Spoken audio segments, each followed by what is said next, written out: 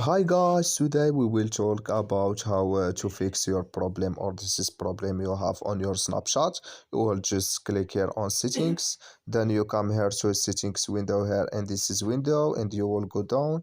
We will click here on apps, then we come here to apps window here like you say, and we will just go down here to looking for snapshot app here, and this is window. We will go to found snapshot and we will click here on snapshot.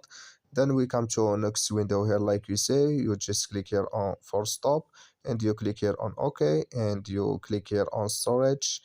Then you come to a storage window here like you say and you click here on clear cache and you click here on clear data and you just so you turn off your Wi-Fi and turn on it and it's going to work with you.